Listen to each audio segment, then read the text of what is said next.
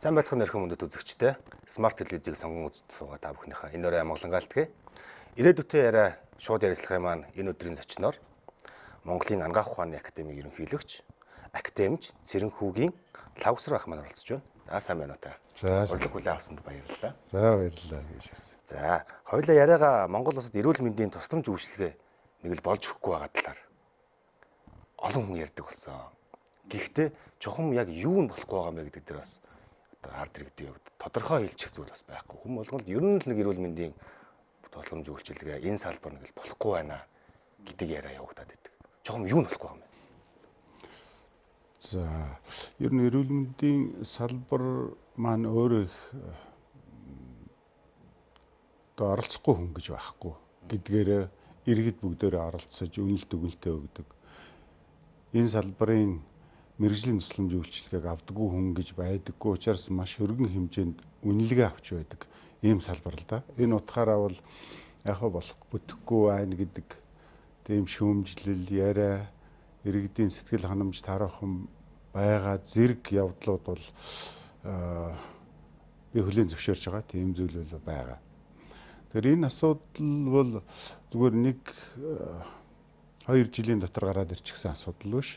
Ер нь асуудал маань бол сүүлийн хэдэн жилүүдэд нэлээд хоримтлагдаад байсаар байгаад л иргэдийн эрүүл мэндийн тусламжийн үйлчилгээний чанар хүртээмж нь таархан чирэгдэлтэй тааруу байна гэсэн ийм яриа гарч ирээд байгаа юм. Тэгэхээр яг зүгээр манай эрүүл мэндийн салбарт ажиллаж байгаа эмч, совилогч, мэрэгчлэтнүүд бол чадлынхаа хэрээр зүтгэж байгаа гэдгийг би эргэлзэхгүйгээр хэлчих чадна.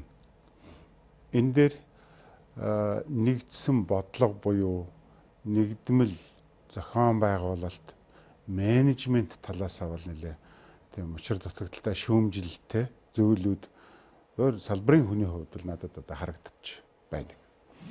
Тэгэхээр энэ бол яг ерөнхийдөө эрүүл мэндийн тусламжийн үйлчилгээний менежмент энэ үйл ажиллагаа бол хуучин одоо зөвлөлт холбоот улсын гэдэг Орос маягийн тэр тогтолцооноос улбаатай өнөөдөр нэг их үндэс суураараа бүтнээрээ энэ Монголын орчин нөхцөл тохироод өөрчлөгдөж чадахгүй байгаад байна. Тэр энийг хараад үзэхэд бол Монгол улс гэдэг бол их онцлогтой гэж ярьдаг. Салбарын чиглэлээр хүмүүс ярьдаг. Эрүүл мэндийн салбарын хувьд бол яахын аргагүй энэ онцлог маш их тод харагддаг. Тухайлах юм бол одоо Монгол улс чинь 4 улиралтай. Тэгэл одоо намрын улирал өвөл рүү шилжих тэр зааг дээр жишээлх юм бол Улаанбаатар хотод хүүхдийн амьсгалын замын өвчин ханаад шүүхнэ том уулуудаас маш их нэмэгддэг. Тэгэл одоо их нэлхсэн одоо эрүүл мэндийн төв хүүхдийн одоо эмнэлгүүд, өрхийн эмнэлгүүд бол тийм ханаад томоотой амьсгалын замыг өвчлөлтэй хүүхдүүдээр дүүрчдэг шүү дээ. Ачаалаад авах. Нөгөө хэдэн эмч нарындээс дийлэх байдаг. Тэгэхээр энэ бол нэг онцлог мөн үү? Яг харахгүй мөн. Хоёрдугаарт хөдөө орон нутагт тэгтэл одоо төв суурин газараас 200-аас 300 км-ийн анслалтай тусламжууд байдаг. Тэгэхээр энийг нэг одоо УАЗ 469-тэй нэг эмч давхаад хүрэхгүй. Гүцэхгүй л байгаа байхгүй.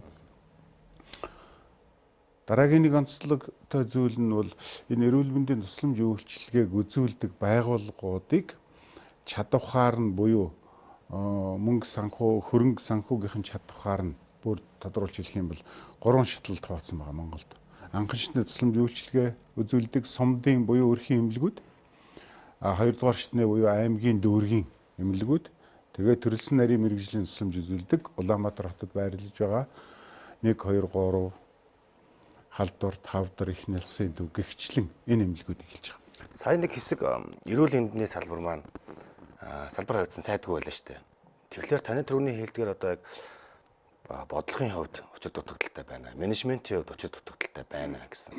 Гэтэл энэ учир дутагдaltaй байдал дээрээ дахиад одоо улс төрийн шалтгаан гараад тий салбарын сайдгүй байсан энэ хугацаанд ер нь тодорхой ямар хүндрэл бэрхшээлүүд үсвэ?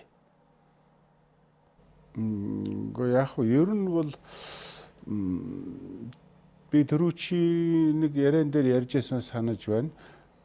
Хөгжсөн улс орнуудад засгийн газрын гишүүд чиглэлээрээ бүр яг энэ салбарт ийм мэрэгжлийн хүн сайдын албыг хашна гэдэг бүр хуучлаа баталсан байж байгаа. Яхан аргагүй мэрэгжлийн тусламж үйлчилгээ, мэрэгжлийн шийдвэр гаргах хэмжээнд одоо тэр салбарыг толгойлж удирдна гэдэг бол яхан аргагүй анагаахын эрүүл мэндийн салбарын тэр галтгоонд нь ажиллажчихсан нарийн зүйлүүдийг онлайн төвшөнд нь практикийн хүрээ хэмжээнд нь мэдэрдэг тийм шийдлүүд бол алхам тутамд л хүлээгдэж байдаг. Энэ үүднээсээ бол одоо мэрэгжлийн сайдууд, мэрэгжлийн ажлын аппарат маш чухал хэрэгтэй л дээ. Таны санааг бол ер нь мэрэгсэн засгийн газар, мэрэгсэн одоо засаглал, мэрэгсэн одоо сүүлийн үед бол мэрэгсэн засгийн газар бидэнд хэрэгтэй байна. Салбарын сайдууд нь мэрэгсэн улсууд байх хэрэгтэй гэдэгт санал нийлж байгаа гэж ойлгож болох уу?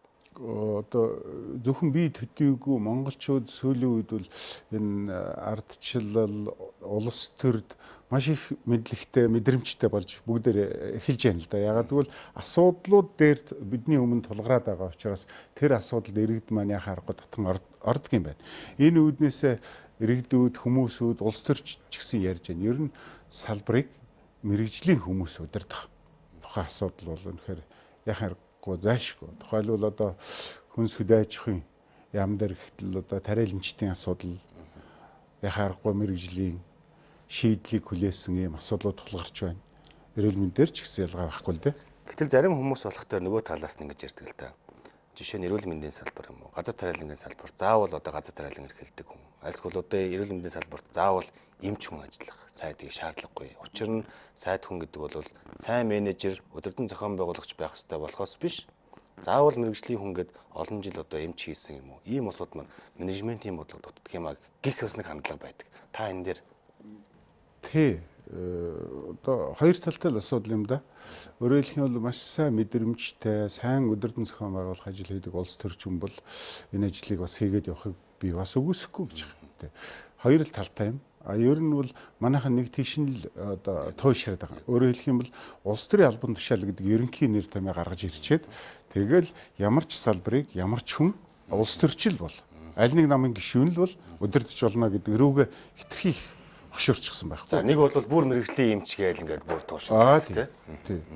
Тэгэхээр энийг бол одоо бас нэг тийм жишг тогтсон хууль дүрм байж ах хэрэгтэй байна. Хоёрдугаарт салбарын удирдах албан тушаалтны ёс зүй гэдэг нэг асуудал байна шүү дээ. Жишээлх юм бол би одоо хөдөө аж ахуйн салбарт удирдах ажил хийнэ гэвэл үнэхээр хөдөө аж ахуйн одоо трактор компаниудаас ихсүүлэл тэдэнд гологдож эхлэх байх л та. Тийм учраас өөрөө мэдрэмжтэй, өөрөө улс төрийн ёс зүйтэй, суртахуунтай байх хэрэгтэй л гэж бодлоо. Эрүүл мэндийн салбарыг хөгжлөх талаас заримдаа яригддаг. Та энэ тал дээр ямар байр суурьтай байдаг вэ? За энийг бол зүгээр хавтгааруулаад ойлгоход маш хэцүү. Өөрөөр хэлбэл эрүүл мэндийн бүх салбарыг хөгжлөнө гэдэг асуудал бол бас байж болохгүй. Тодорхой салбарууд шаардлагатай, хэрэгцээтэй салбарууд нь бол төрийн мэдэлд байж ах хэвээр тодорхой ачаал үүргийг гүйцэтгэж яадаг энэ салбарууд энэ чиглэлийн тусламж үйлчилгээний байгууллагуудыг хувийн секторт өгөх хэвээр энэ хоёрын жингийг тэнцвүүлэх хэвээр ямар байгууллага нь төрийнхөө мэдэлд байх хэвээр ямар байгууллага нь хувийн секторууд аваад явах бололцоотой гэдгийг сайн ялгах хэвээр. Монгол улсад эмийн бодлого ер нь байна уу? За наадах чинь бол зүгээр миний хувьд бол маш их хэмзэглүүлдэг асуудал. Заримдаа дотроо бодож явдаг юм. Манай Монгол улс шиг эмийг задгаа оруулж ирдэг. Эмэнд ямар ч хориггүй ханддаг ийм улс ер нь хэд байдаг юм бэ? Эмийн хүнсний бүтээгдэхүүн шиг сурталчилдаг боллоо шүү дээ. Яриа. Ер нь тэгэд энэ бусад хөгжиж байгаа хөгжсөн энэ улс орнуудад очиход нүдний дусаагуур, хамрын дусаагуураас өөр эмийг нийтэд гадуур худалдаанд байдгүй шүү дээ. Дандаа эмчийн бүх юм бол эмчийн бичснээр зөвлснээр эмнэлгийн байгууллагууд, эрүүл мэндийн байгууллагууд нь өгөх ёстой. Өөрөөр хэлэх юм бол эмч нь өөрөө зэвсэг хүний эрүүл мэндийг яаж ч болохгүйгээр хөнөөх шатанда хүргэдэг. Тухайлх юм бол бүр одоо антибиотик эм бол нэг ёсны одоо зэвсэг гэдгийг дэлхийн улс орнууд хүлээн зөвшөөрсөн. Өөрөөр хэлэх юм бол дур зоргоороо эмчийн зөвлөгөөгүйгээр антибиотик дур мэдэн ашиглаад байх юм бол тодорхой хугацааны дараа тэр хүн болон тэр ястан үндэстэн дотор тэр нянг устгаж чадах антибиотик байхгүй болчихдог. Антибиотик диспертэй болол тэгэл хүн бол ямар ч өрөвсөлд зүгээр энгийн ханаа шүүхнаач байдаг юм уу энгийн өрөвсөлт өвчнөд л одоо амнасаа алдах. Тийм учраас энэ эмийн бодлогыг төрийн бодлогын хэмжээнд манай эрүүл мэндийн төрөөс авч явах төрийн бодлогын хэмжээнд бол тэрүүн зэргийг нэд тавьж. Тухайлбал үүний зэрэгс гаднаас орж ирж байгаа эмэнд хяналт тавих. Дотооддоо эмийг ямар эмийг үднэс үйлдвэрлэж гаргах вэ? Тэрийг дэмжих. Гаднаас оруулж ирж байгаа эм дээр хяналт тавих. Эмийн борлуулалтыг дэлхийн улс орнуудын явсан тэр жишгээр нь хяналттай эмчийн зөвлөгөөгөөр өгдөг байх хэрэгтэй. Хуучин одоо биднээсийг залуу эмч байж хахад бол Монголд эмийн жороор олгодог л шүү дээ. Аптект жороор үзүүлж явдаг. Одоо бол жор гэдэг юм а бүр байхгүй мартчихсан. Дуртай нь очил дуртай юм авдаг л болчихсон. Энэ бол хамгийн аюултай. Эмийн бодлого за эм замбраагүй одоо яг борлуулагдаж байгаа тий. Дээрээс нь одоо сурчлагаа явуулна гэдэг бол нөгөө талаасаа эмийн бизнес гэдэг маань дэлхийн одоо хамгийн ашигтай 5 бизнесийн нэг багтж идэг тий. Тэгэхээр энэ гэдэг утгаараа хэтэрхий бизнес тал руу энэ одоо бүлэглэлүүдийн ч гэдэг юм уу зарим нэг бизнесмэнүүдийн эрүүл мэндийн салбарыг бодлогоогоор зөвхөн эрх ашиг мөнгө бараа бүтээгдэхүүн гэдэг үүднээс нь олж харсан ийм бизнесүүд чиглэлчгээд байна тий. Тэгэхээр энийг эмчнэр яаж ойлгуулж энэ нэмийн бизнесийг жорлуу оруулах тий хяналттай болгох энэ тогтолцоо гэдэг яаж хийх ёстой юм бэ? Энийг хуульчилж хийх ёстой. Энийг төр байгаа бол энэ үйл ажиллагааг хуулийн дагуу хийх ёстой. Одоо бол зүгээр энд эмийн одоо нийлүүлэлт борлуулалттай холбоотой хуулийн залтууд байгаа боловч энэ нь засвар төдийхөн шавар шохойг арилгах хэмжээний төвшөндөл цааш нааш нь зохицуулж чад. Тэгэхээс биш үндсэн бодлого. Сая таныг ярьж итэл нэг гинт бодол зурсгаа өдөрлөө л дээ. Хуулиар төрийн бодлогоор зохицуулах хэрэгтэй тийм. Гэтэл ашиг сонирхлын зөрчил гадар бол хэцүү юм тийм үү. Одоо манай их хуралд чинь за би нэрийн дуртаад явах тийм. Эмийн бизнес эрхэлдэг салбарын хүн сууж байгаа. Гэтэл ийм хүмүүс маань жишээ нь одоо яг таны хэлж байгаа жороор орлогодог энэ чиглэл рүү чиглүүлэх үү?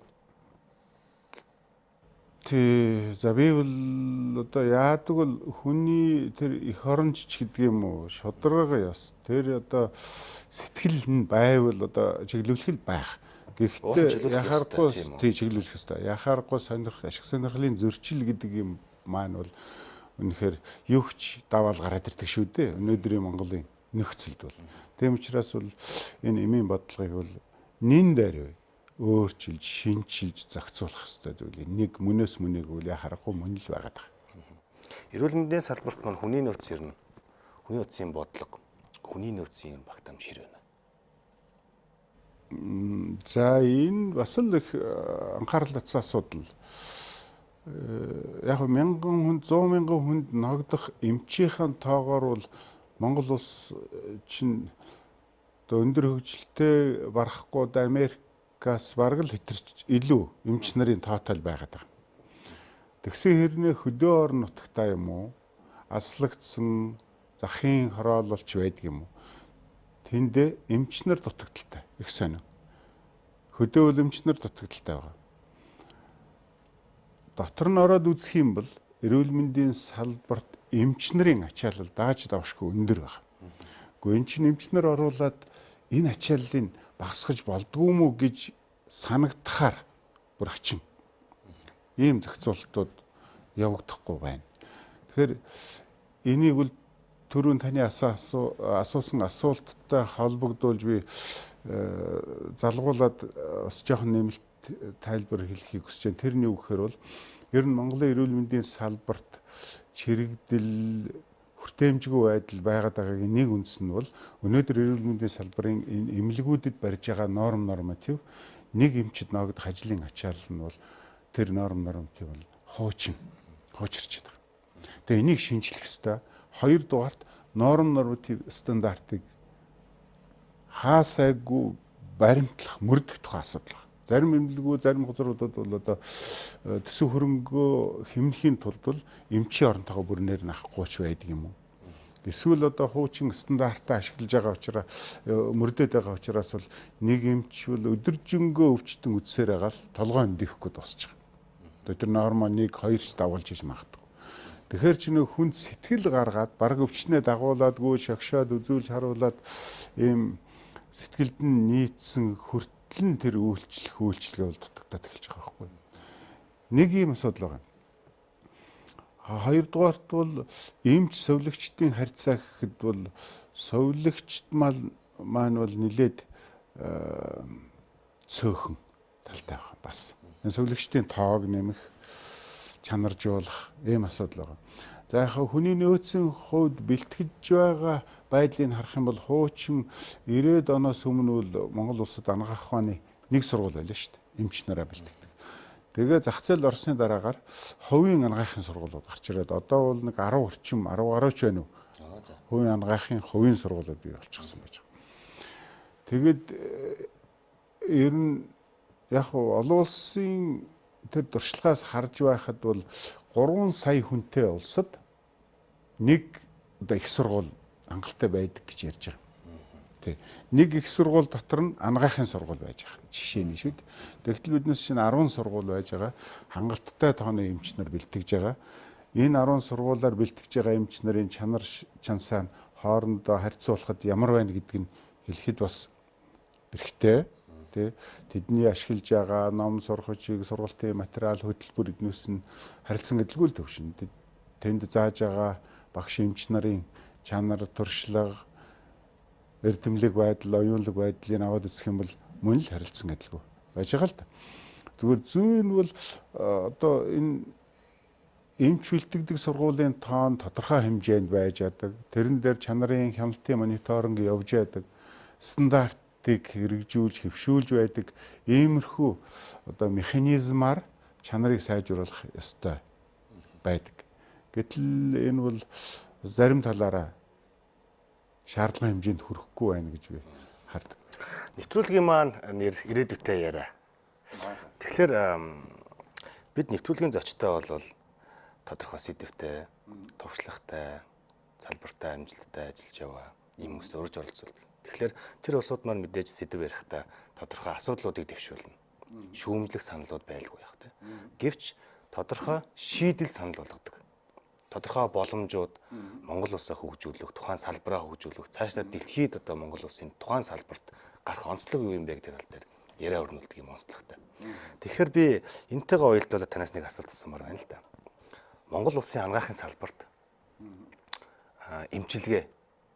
За эмчилгээнээс гадна тодорхой хэмжээний бүтээгдэхүүн, байгалийн гаралтай, ургамлын гаралтай, онцлог, уламжлалт сүүлд нээгдсэн гэх мэтчлэн эмийн болон эмчилгээний ямар бүтээгдэхүүн байна вэ? Дэлхийн зах зээл дээр гараад энэ Монголынх энэ одоо яг энэ салбарын энэ өвчнийг ийм одоо арга замаар ийм бүтээгдэхүүнд эмчилдэгэ гэсэн судалгаа, шинжилгээ бүтээгдэхүүн бүр бэлэн. Энэ талаар та ярьж өгч. Тий. Монголын эрүүл мэндийн салбар нэг онцлог байгаа юм. Энэ бол одоо үндсэндээ 1920 хэдэн оноос эхлээд Европын анагаах ухаан зөвлөлт холбоот Орос зөвлөлт холбоот улсад үйлчилж байсан эрүүл мэндийн тусламж үйлчилгээ анагаах ухааныг ер нь бараг л тэр чигээр навчраад манайх хэрэгжүүлсэн. Орос школтой. Орос школтой гэсэн үг тийм.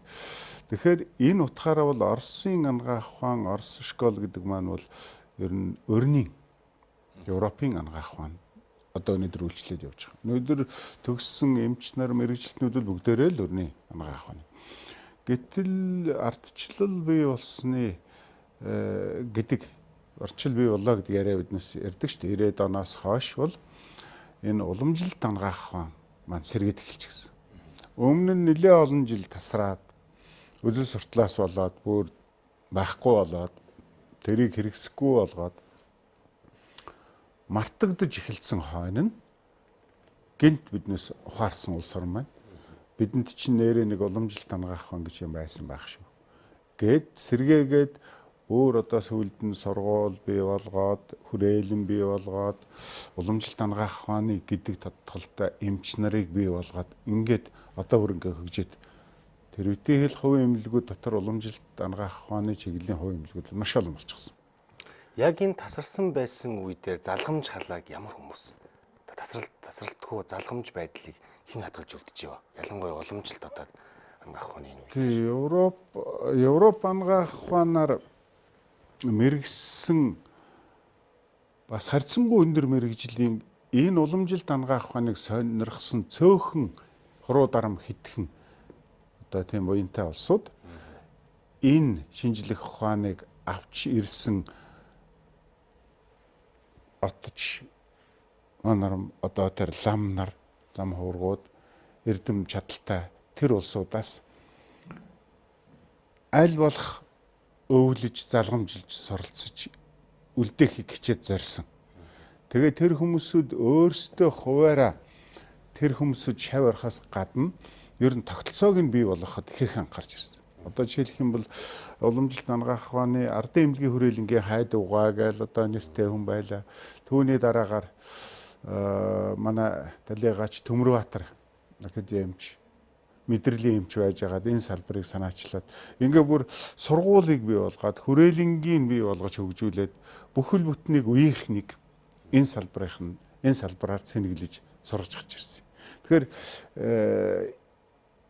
шинэ үед энэ өнөөдөр бол энэ уламжилт ангаах ухааны нөгөө мартагдсан хуучирсан бас Монголын брэнд гэж нэрлэгдэхээр энэ том шинжлэх ухааныг өнөөдөр зэрэгцүүлээд аваад ирж байгаа. Тэгэхээр таны түрүүчийн асуусан асуулттай холбогдуулаад өнөөдөр Монголын эрүүл мэндийн салбарт бол өрнийн болон дорны хоёр ангаах ухаан үйлчилж байгаа.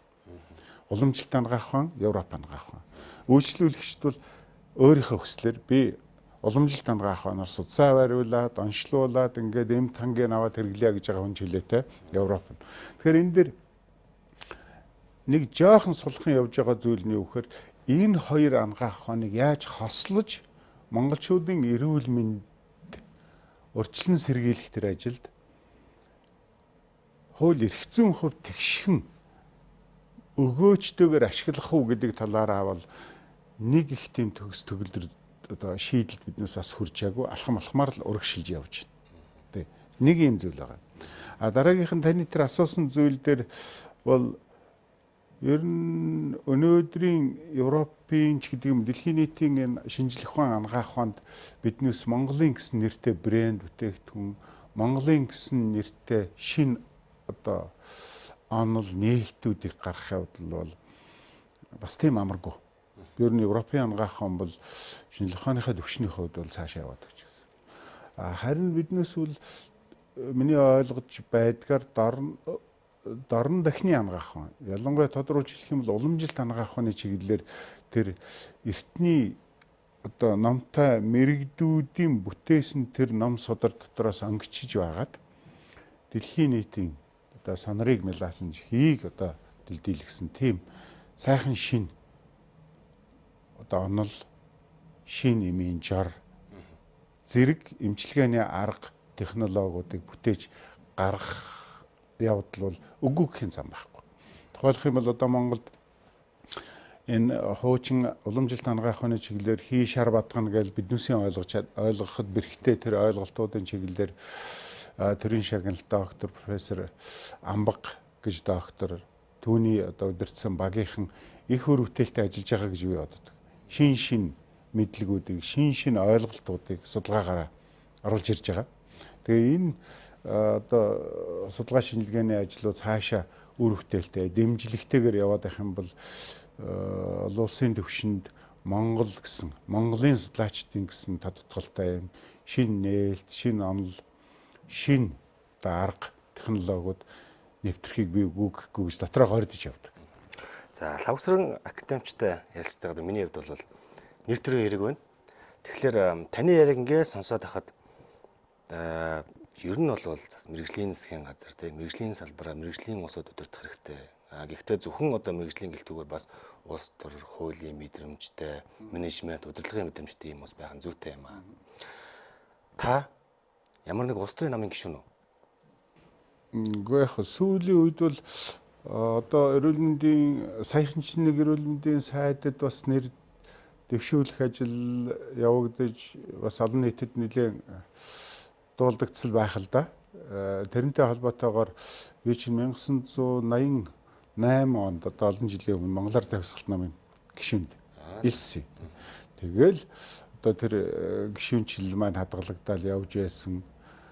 Яг их сургуулийн захирлаар ажиллаж байхад бол миний хувьд бол тэр улс төржөөд одоо аль нэг намын харьяалалд ороод ингээд явахаасаа илүү мэрэгжлийн удирдлагаа голчлээ. Ер нь одоо академик байгууллагад бол одоо аль нэг намын үзэл бодлыг илүү төлөхөө барих асуудал нь бол оновчгүй байсан. Тийм учраас бол нэг их тийм. Одоо таны намын гишүүнчлэл хэвээр байгаа гэсэн үг үү? За ер нь намаасаа хөөгдөөгүй, намаасаа өөрөө гараагүй тэгэл явж л байна. Надаа бас ингээд нэг асуулт ургаагаад ирлээ л дээ. Монгол Ардын хувьсгалт намын дарга Инх Баяр Монгол Улсын 3 дахь ерөнхийлөгч. Их хурлд нэр дэвшиж байгаа зарим гишүүдтэйгээ ялтын талбай дээр үсгэлэн зарлаад байх юм аа. Энэ ямар учиртай, ямар үсгэлэн болоод байна юм?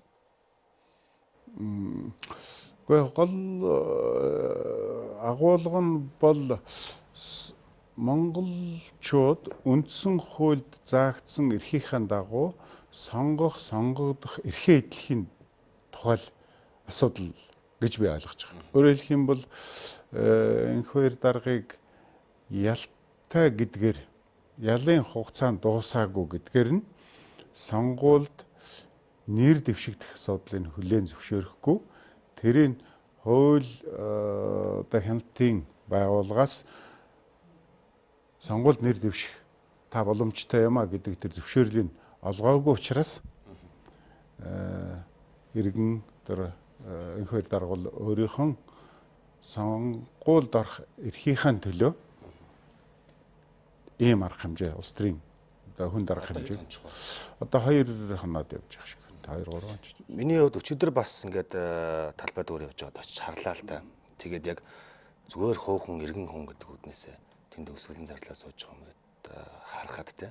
Тэгээд дээрэс нь Монгол Улсын 3 дахь хөрөнгөлөгч байсан Инх Баяр гэдэг хүн гарч ирээд гэрээсээ гарч ирээд хүмүүстэй уулзаад ирээд зогсож юм л да. Тэгээд би нэг хэсэг 20-30 минут тар зогссон. Сонсоод энэ үед бол яг зөв миний хөөхөн залуу хүн гэдэг утгаараа Инх Баяр ерөнхийлөгчийг бол их өрөвдөх сэтгэл төрлөө. Яагаад вэ гэсэн чинь саяхан л одоо ясаар султлал өсчихсэн нэг хүн байж байсан те. Тэгээд одоо ингээд Солонгос улс руу дотооддоо имжлэгэнд явж байгаа. Ирчгээд дахиад төд удалгүй ингэж өсөж болдго юм уу ер нь? Энэ ер нь хэр аюултай вэ? За мэдээж эрүүл мэндийн хувьд бол яаж сайн байх вэ? Аюултай. Сонголтын улс төрийн тэмцлийн сонголт хийсэн тэр шийдэл нь бол Инх Баяр даргын өөрийнх нь шийдэл сонголт гэж би ойлгодог. За ер нь бол энэ сүүлийн үед биднээс их улс төрж байна да монголчууд. Уул нь хөгжихэд ив хичээх, хөгжихэд цөөхөн монголчууд бүгдээрээ нэгдэж ажиллах. Тэр намаараа хэсэг бүлэг болгож бие биенийхээ эсрэг дайсан болж ингэж зогсохооргүй л уул нухаан таар түмэн гэж би боддог. Тэгээ энэ бол одоо монголчуудын зүрх сэтгэлийг эмзэглүүлсэн ийм олон асуудал сүүлийн үед их гарч байна. Тэгээ би ч гэсэн хувьдаа иргэн хүний хувьд бол эмзэглэж л байгаа. За, шинжлэх ухааны акт шинжлэх ухааны салбар ер нь дээд боловсролын салбар Монгол улсын хэмжээнд ер нь ямар түвшинд байна вэ? Дээд боловсрол эзэмшээд гарч байгаа залуучууд үнэхээр боловсрол мэдлэг эзэмшиж чадж гинүү? Альсгүй бол мэдээлэл сонсоод гараад диплом гэдэг юм өвтлөө гарч иж байна. За би эхнийх нь асуултаас одоо хариултаа эхлэе гэж бодож байна. Шинжлэх ухаан. Монголын шинжлэх ухааны академи гэдэг энэ байгууллага өнгөрсөн 4 жилд бол маш хүнд цаг хугацааг давж гарах гэж байна. Бараг татан буугдсангүй бүтцтэй байдаг хүрээлэнгүүдэн цомгдохоос ихсүүлээд ажилчдаа цомгдохоос ихсүүлээд нэлээд их арга хэмжээ авч тэмцсний хүчинд өнөөдөр шинжлэх ухааны академи гэдэг энэ статус энэ байгууллагын статус одоо байж байна. Үйл ажиллагаа нь бол нэг тийм дарвтай биш байна. Дотоодын нийт бүтээгдэхүүн шинжлэх ухаан зарцуулдаг тэр хөрөнгө бол 0.1.4% болтлоо буурсан. Улс орнууд бол дотоодын нийт бүтээгдэхүүнд эзлэх тэр хувь хэмжээ нь 3-аас дээш, 4-өөс дээш болж иж энэ жинхэнэ шинжлэх ухааны үр өгөөж нь нийгэмд гарч ирдэг гэж. Энэ жинхэнэ шинжлэх ухаан болж хөгждөг юм а гэж. 0.1-ээс доошо тэг 10-ны хэдэн хувьтай байна гэдэг бол тухайн улсад шинжлэх ухаан үзэгдэл төдий байна гэсэн тийм тоон утга байдаг юм байна. Тэ ер нь Монголын хөгжилд шинжлэх ухаан их дутж байна. Аливаа томоохон шийдлүүд одоо жишээлбэл оюу толгой, таван толгой, улс орны хөгжүүлэх гол стратеги төр чиглэлүүдэд Монгол судлаачдын, Монгол эрдэмтдийн оюун ухаанаар хийгдсэн тооцоо үндэслэл нэг их дөрвтэй үндсэнтэй бүтээгдэхүүн болж харагдахгүй байна. Гарч байгаа шийдвэрүүд голдуу улс төрчдийн захиргааны шийдэл байдлаар гарч байгаа учраас бол тэр гарч байгаа томоохон хэмжээний томоохон асуудал гарч байгаа шийдлүүд нь бол шинжлэх ухааны үндэслэл их багтай. Тэгээ энэ дээрээсээ болоод маргалдах хідэн тал болж одоо хэрэлдэх. Тэгээ эцсийн улс орны хөгжилд онцгой чухал ачаал бүгдээ асуудлууд зарцж хөгжихгүй, урагшлахгүй, зогсолтонд орж байна.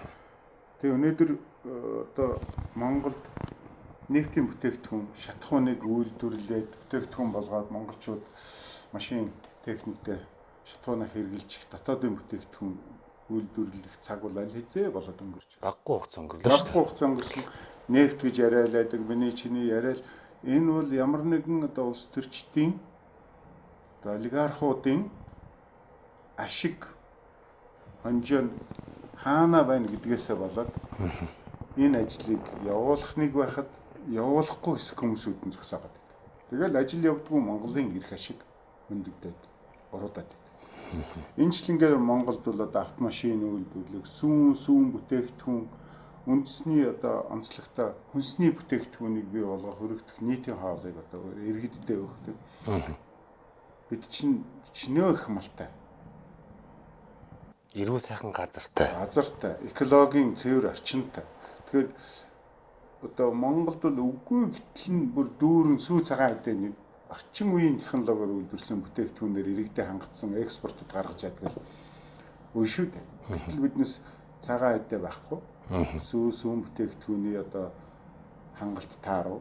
Тэгээд гарч байгаа бүтээгдэхүүн чанарын шаардлага хангахгүй байсаар л байгаад. Тэгээд химийн, технологийн янз бүрийн үйлдвэрүүдийг бий болгох хэрэгтэй.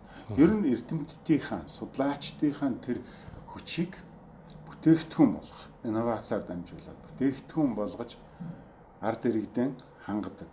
Өөрийнхөө хэрэгцээг тодорхой хувийн жил ирэх тусам нэмэгдүүлж хангадаг ийм одоо стратегийн одоо бодлогыг тууштай хэрэгжүүлж чадахгүй байна. Эрдэмтдийн хүч, шинжлэх ухааны байгууллагын үүрэг ороолыг бүрэн хэмжээнд ашиглаж чадахгүй. Ер нь статус бүтцийнхээ хувьд ч гэсэн их буруу бүтцтэй байгаа шүү. Шинжлэх ухааны академич нь уул нь бол засгийн газрын дэргэд завгүй гэтэл нэг агентлагийн хэмжээнд бие даасан засгийн газартаа шинжлэх ухааны чиглэлээр зөвлөгөө өгч яадаг. Бүх чиглэлүүд нь зөвлөгөө өгч яадаг. Ийм одоо шинжлэх ухааны том байгууллага байна. Үндэслэлтэй санал шүүмжлэлийг дэвшүүлж идэг тий одоо томоохон төслүүдээр судалгаа шинжилгээний ажлуудыг хийгээд одоо нүүрсний ордуудыг одоо яаж ашиглах юм. Нефт нэрх юм уу, нэрхгүй юм уу? Гэх мэтчлэн зэсээ яах юм, алтаа яах юм, яаж боловсруулах юм, дотоодоо ямар бүтээгдэхүүн хийх юм гэдэг юм уу? Энэ ашигт малтамлуудыг бүгдийг одоо чиглэлээр нь судлаад, дотоодоо боловсруулаад ийм судалгаануудыг л хийж өгчих ёстой. Гэтэл өнөөдөр чадахгүй байна. Энэ эрдэмтдийн дуу хоолойг сонсохгүй байна. Ашиглахгүй байна. Ийм залуу хүний үед би таны ярианаас сая бас нэг зүйлийг гинт анзаарлаа л да. Намайг Германд сурж явах үед манай профессор Линдеман гэж юм байсан. Тийм. За Линдеман профессор нь бол одоо маш их мөнгөтэй, амьдралдаа санаа зовдөггүй, боломжтой тийм хүн байсан. Маш олон судалгааны ажлууд авдаг. Тэр надад сонирхолтой асуулт тавьж ирсэн л да. Монголооч надад өөр харагдчих тийм. Тэгэхээр та ер нь яг энэ судалгааны ажлууд хэний төлөө хийж байгаа вэ? Судлах зүйлээ та өөрөө гаргаж ирдүү гэж би асууж ирсэн. Тэгэхэд Линдеман профессор маань хэлэхдээ үгүй дээ. Надад бизнесийн байгууллагууд, төрийн байгууллагууд захиалга өгдөг юм аа. Би тэр захиалгын дагуу шинжилгээ судалгааг нь хийгээд хариултуудаа өгдөг. Бүх судалгаа шинжилгээ хийсний дараа тооцооллоо хийгээд боломжит арга шийдлүүдийн дэвшүүлээд үр дүнгийн урьдчилан тооцоолтыг хийж өгөөд тодорхой хэмжээний хариуцлага хүлээгээд би үлддэг юм аа. Энэ үр дүнд гарсны дараа бол миний дараачийн ажил, дараачийн судалгааны ажил гэж орж ирдэг учраас би ч эндээ хариуцлагатай ханддаг. Бизнесмен төр бол бодлогоо тодорхойлно. Бодлогоо тодорхойлохдоо тэнд хүрэх арга зам, шийдэл бүх одоо судалгаануудыг биднэрт даатгаж өгдөг юм аа. Алсын хараагаатыг тардаг, бид гүйцэтгэлийг хийдэг гэж ярьжсэн. Гэтэл яг энэ тогтолцоо ер нь бол Монголд байхгүйгээр зөвхөн одоо оюутлага 5-7 гэсэн 2 ч юм уу 3 төслүүдээр оруулж ирээл тэр төлөй гараад идэг. Гэтэл Монголын ирээдүйн маань бусад одоо таны саяны дурдсанаар цагаан эдийн салбар, газар тариалан, мал аж ахуй, ийм уламжлалт ангаах ухаан одоо өндөр технологи IT ч гэдэг маш олон чиглэлүүдээр байх боломжтой байгаад байна тийм үү. Яриа байх. Ерөөсөө нөгөө талаас нь хараад үзэх юм бол одоо Монгол улсын шинжлэх ухааны академи бол Монгол улсын засгийн газар, Монгол улсын их хурлын дэргэдэх судалгааны лаборатори нь байж ах хэрэгтэй. Тэ? Засгийн газараас захиалга өгдөг, их хурлаас судлуулдаг, ажлын хэсэг гаргадаг. Тэгэл тэрэн дээр шинжлэх ухаанч байр суурин дээр ямар нэгэн улс төр, ямар нэгэн аль нэг намын захиалга орлоггүйгээр ерөөсөө шинжлэх ухааны нотлогоо судалгааг нь л гаргаад өгчдөг. Тэгээд тэр бэлэн гарсан судалгааны таны дөрвж хийдгээд тэр судалгааны гаргасан одоо үр дүн дээр нь улс төрийн шийдвэрээ гаргадаг баг. Улс төрчд маань гаргадаг. Ийм зам руу биднээс орно шүү дээ. Тэгэхээр Монголын ирээдүйд ер нь Монголын ирээдүйд төлөвлөхөд те Монголын онцлог, тухайлбал байгалийн онцлог, хүн ардын онцлог, сэтгэлгээний онцлог, эдгээр онцлогуудыг ер нь яаж ингэх хэрэгтэй вэ? Дээрэс нь яг ийм онцлогтойг одоо дуртахаар онцлогуудыг та дуртаач. Тий. Энэ бол ердөөсөө Монголын хөгжлийн одоо бүр үндэс болж барьж мөрдөж байх тэр жанжин шугам маягийн асуулт гэж ойлгож байгаа. Өөрөөр хэлэх юм бол өнөөдөр дэлхий дээр глобалчил буюу даяаршил гэж нэг юм яриад байгаа. Дэлхий зүйлэх, даяаршуулах, томсгох, олон улсын төвшөнд одоо нэгтгэх, ижилсүүлэх гэдэг юм. Үүний зэрэгцээгээр үндэсний болгож нарийсгах. Чухамдаа Монгол орны онцлог, Монгол хүний онцлогийг энэ хөгжлийн бодлогод тусгах тухай асуудал. Энэ хоёр зэрэгцээ явж ижил өгч гэсэн. Тэгэхээр нэг тийш нь одоо даяар шилж байна, дэлхийжүүлж байна гэдэл хаанхын ч хамаагүй нэг туршлагыг хэрэгжүүлнэ гэдэг. Одоо өөрөөр хэлэх юм бол ерөнхий боловсролын сургуулиудад одоо сүүлийн хэдэн жилүүд нэлээд савчлаа шүү дээ. Тэр одоо Японы аргалаг нь, тэр Английн аргалаг нь, Америкийн аргалаг нь, тэгээ сүүлдээ боловсрол дээр ч одоо хаанхын ч хамаагүй сургуулиуд манай Монголд орж ирээд сургуулдаг болсон. Орос сургуультай, Хятад сургуультай, одоо Америк сургууль тийм ээ гэх мэтлэн ингээд.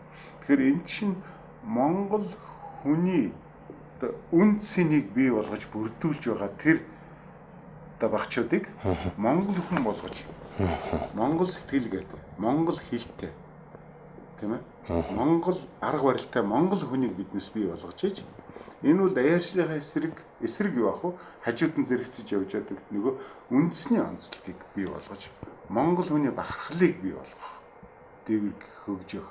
Ингэжээч монголчууд маань бол тэр нялх балчир наснаасаа эхлээд энэ зүрх сэтгэлд нь би Монголын төлөө хийх бүтээх ёстой хүн гэдэг ийм сэтгэлээр дүүрэн эх оронч иргэн тэндээс л гарах хэрэгтэй. Тийм учраас бол тэр сургалтын төлөвлөгөө хөтөлбөрүүд бол дэлхийн жишгт хүрсэн байх ёстой.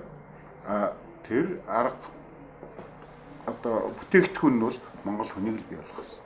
Тэр намгайхан сургуулиудаар сайн эмчийг бий болгохын зэрэгцээгээр сайн инженерийг их сургуулиар бий болгохын өмнө нь сайн Монгол иргэнийг бий болгох тухай асуудал. Сайн Монгол иргэн, сайн Монгол хүнийг төлөвшүүлж бий чадчих юм бол тэнцэнээс сайн эмчийг амархан бий болгож, сайн инженерч гараад ирнэ шүү дээ. Энэ үднээсээ биднээс бол данхаарч байх хэрэгтэй. Хоёрдугаарт бол би Монголын хөдөөгүүгээр ирдэ сэтгэж чадахгүй байх юм. Монголд хөдөө гэж нэг онцлог. Энэ бол нөгөө нүүдлийн соёл иргэншлийг өнөөдөр хүртэл залгуулж ирсэн. Монгол гэдэг тэр чимгийг өнөөдөр хүртэл бидэнд харуулж яадаг. Энэ сайхан орчин тэр одоо тодорхойлтолд хөдөө Монгол. Тэр хөдөө дотор чинь Монгол ухаан, Монгол малчин, Монгол ёс зан заншил, Монголын одоо мал аж ахуй, газар тариалан үйлдвэрлэл, соёл зан заншил бүгдээр ижгүүрнээр багтаж байна. Тэгэхээр биднес Монголыг хөгжүүлэхдээ бол өчиргүй одоо энэ дэр олон давхар тэнгэр багцсан байшингууд барай, зам харгуу барай, одоо электрон гар утсууд барай, одоо барай халбагдал орчин үеийн хувцас өмсөд Монгол хөгжиж байна гэдгийг бол тэгж ойлгохгүй. Яасан монголоороо биднес хөгжих хэрэгтэй. Тийм учраас Монголын хөдөө хөгжүүлэхийн тулд бол сумдад очиж байшин барих тухай асуудал. Басаа илүү тэр Монголын хөдөөг орчин үеижүүлэх. Тэр Монголын хөдөөд амьдарч байгаа иргэдийг Улаанбаатар хотод амьдарч байгаа иргэд шиг хангалуун, сайхан тэр мэдээлэл авчдаг, соёл зан заншлаасаа хоцордгүй, яана гэхийн зовлонгүй сайхан амьдардаг. Тэр орчныг л биднес хөдөөрөөгөө чиглүүлэх ёстой. Тэгхгүйгээс болоод нөгөө нүүдэл судалж болоод хөдөөгийнхэн ч хот руу тэгдүүрээд байна шүү дээ. Яагаад тэр чинь хаягдмал газар. Тийм учраас Монголын хөгжилд хөдөө маш чухал байна. Монгол хүн, монгол малчид, Монголын тэрх уламжлал соёл зан заншлыг биднес дэврэгэн хөгжүүлж тэгж байж биднес хөдөөтэйгөө Монгол ингэн Монгол надад харагдав. За, нэвтрүүлгийн маань урилгыг хүлээн авч хүрэлцэн ирсэн танд их маш баярлалаа. Маш их мэдээлэлтэй, мэдлэгтэй, туршлагатай, өгөөчтэй, ирээдүйтэй, гэрэлтэй энэ яриаг одоо надтай хамт хийсэн лавсран ахтай амжтайгаа ярилцаад миний хувьд бол нэр төрийн хэрэг байлаа. Ингээд таны ажилд болон судалгаа шинжилгээний ажилд өндөр амжилт өгсөе. Смарт телевизийг сонгон үзэж суусан та бүхэндээ баярлалаа. Ирээдүйтэй яриагийн маань дараагийн дугаар хүртэл баяртай үзэгчтэй